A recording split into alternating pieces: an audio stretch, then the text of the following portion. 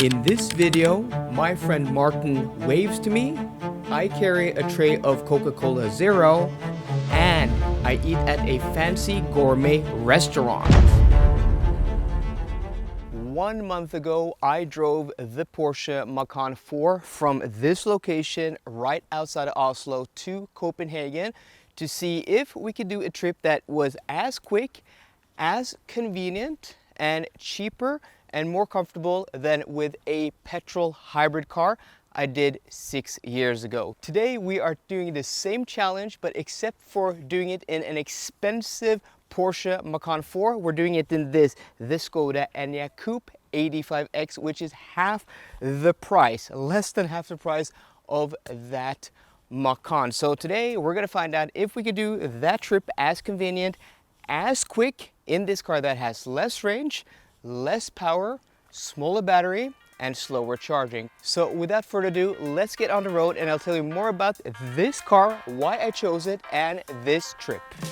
Like last time, since I have a home charger, we can actually start with a full battery at the beginning of our trip. And because ICE powertrain proponents like to complain about EV drivers having to stop and charge and how inconvenient that is, starting at home with a full tank is one point in favor of the Enyaq. The whole point of this video and this trip is to show that traveling more than 600 kilometers or almost 400 miles through 3 different countries in an EV takes no more time and is no more inconvenient than with an ICE powered car.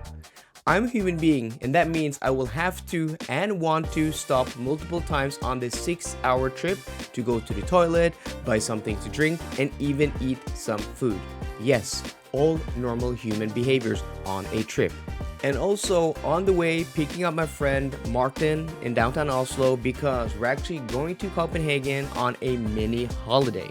And because this car can literally charge up when I do these things, it will take less time to do this trip in this car than in an ICE powered car where you actually have to stand next to the car and fill it up manually, just standing there wasting time.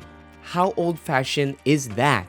Finally, we are properly on the way and we're about an hour outside of Oslo. Headed south now. The weather is pretty decent, 17 degrees Celsius and dry conditions. And the reason I chose this car, well, out of many, is first off, this is one of my favorite electric cars at this price point. This is my favorite, mid-size electric SUV. I think I've been very clear about that. Like, out of the MAB platform cars, this is my favorite, and out of all the competition, this is, in my opinion, the best driving, the best package, one of the best interiors, and now after it got a facelift early this year, it is easily the best looking MBB platform car and maybe the best looking mid-size electric SUV. As a package, this is very hard to beat. And this car, with the technical upgrade I got a few years ago, now has, preconditioning via navigation system and also manually, and also has, pretty decent charge speed at 175 kilowatts. But in my testing, this has shown to be one of the most efficient electric SUVs, and this being the coupe version, yeah, it is actually very impressive because after an hour and 20 minutes on the road, our average consumption is 16.1 kilowatt hours per 100 kilometers. And I've now put the Ionity chargers in Varberg, which is the same place where we stopped with the Porsche Macan 4 a month ago. And the car is predicting we're gonna arrive there with 18% stated charge. And if I'm not mistaken, when we went there with the Porsche, we arrived with 11. And consider that, guys, this is about the same size on the interior. It's actually bigger. The rear seats are bigger, the trunk is bigger than the Macan. It's smaller on the outside, but it's a bigger car on the inside. And this has a smaller battery, 77 kilowatt hours usable versus 95 kilowatt hours usable in that Porsche. But the car estimates we're gonna ride with more charge than we did with the Porsche, and that means lower consumption. And if we're able to do that, that is very, very impressive. The only thing is this navigation system, the route planner here, not very easy to use and may not be the most reliable. But yeah, that's why we're doing this trip, and we'll just have to see how much battery we have once we get to Ionity in Varberg. after about an hour and a half on the road, we finally crossed the border into Sweden. And that meant stopping to do some gränshandel, or in plain English, border shopping, to buy cheap sodas and other cheap items for our stay in Copenhagen. As we drove further south into Sweden, the Enyaq was brilliant and didn't miss a single beat, proving to be a great choice as a road trip vehicle for this task. And after driving through a lot of forest and crossing an amazing bridge, we were soon in Gothenburg, Sweden's second largest city. We've now arrived in Gothenburg after almost 4 hours on the road. It's been a very leisure trip. This is my holiday. So we've stopped, a couple of times just to go to the toilet, buy something to drink, stretch our legs. So we're not in a rush at all, but we haven't charged. And our average consumption after 317 kilometers is an impressive 18.1 kilowatt hours per 100 kilometers. I have to say that is very low because according to the wind map, we do have quite strong winds, though crosswinds from the west of 8 to 9 meters per second, which is insane. And also, let's go into the, because the GPS was doing something weird north of Gothenburg. It wanted us to go a different route around. So I've just been using Google Maps. That's maybe, one of the strongest weaknesses of this car is the actual route planner. It's just weird.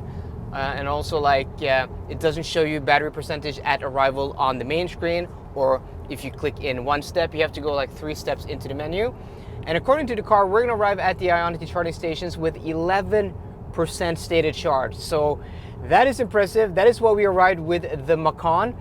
And we have pretty much the same conditions as we had that day. So yeah, very impressive. This is easily going to be a one stop, and we're going to eat when we stop. And that means I don't think we're going to have any added charge time in today's trip.